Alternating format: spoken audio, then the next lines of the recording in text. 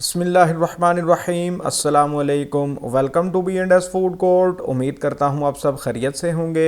अल्लाह आपको अपनी रहमतों के साए में रखे।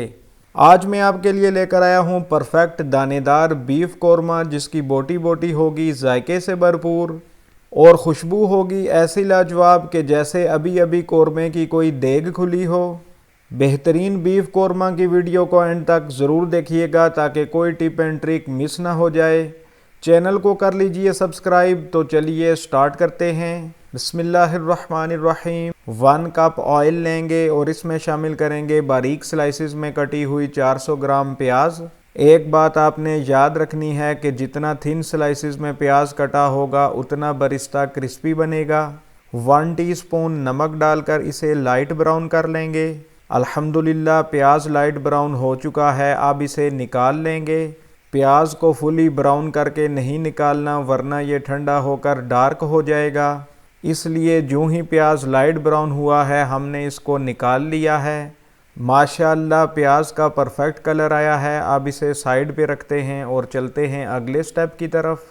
उसी ऑयल में शामिल करेंगे 7 सब्ज़ इलायचियाँ, 8 से 9 लौंग और 2 तेज़पात। आधा मिनट सौटे कर लेने के बाद ऐड करेंगे बीफ। ये 1 किलो 250 ग्राम बग़ैर हड्डी के बीफ है, जिसको मैंने पहले अच्छी तरह धो लिया था। हाई फ्लेम पर गोश्त का कलर चेंज होने तक इसे फ्राई करेंगे।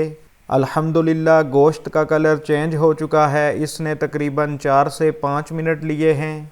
अब इसमें शामिल कर लेते हैं 10 से 12 कलियां कुटा हुआ लहसुन, 2 इंच कुटा हुआ अदरक का टुकड़ा और 8 से 10 कुटी हुई हरी मिर्चें।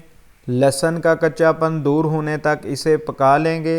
अल्हम्दुलिल्लाह लहसुन का कलर भी चेंज हो गया है। अब फ्लेम को लो कर देंगे और ऐड करेंगे हाफ़ टेबल स्पून नमक, हाफ़ टेबल स्पून लाल मिर्च, 1 टेबल स्पून कश्मीरी लाल मिर्च, 1.5 टेबल स्पून कुटा हुआ खुश्क धनिया।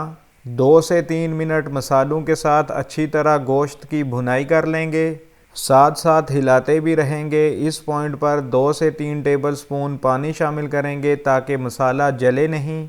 2 से 3 मिनट मज़ीद मीडियम फ्लेम पर भुनाई कर लेंगे।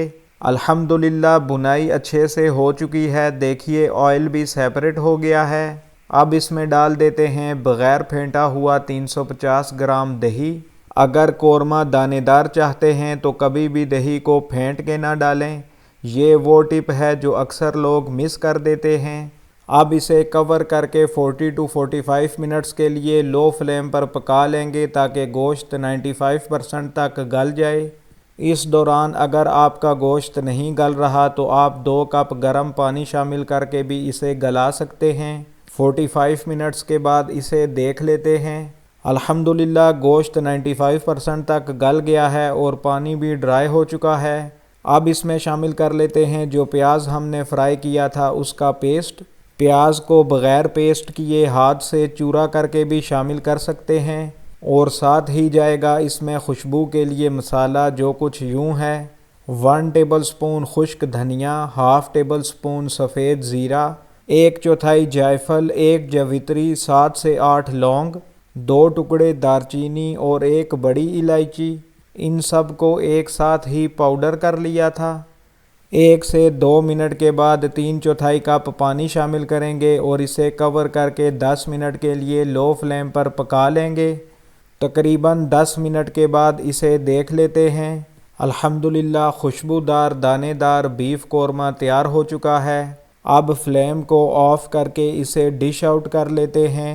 अल्हम्दुलिल्लाह डिश आउट हमने कर लिया है। माशाअल्लाह बहुत लाजवाब लग रहा है। माशाअल्लाह परफेक्टली कुक हुआ है। बोटियां बिल्कुल भी टूटी नहीं हैं।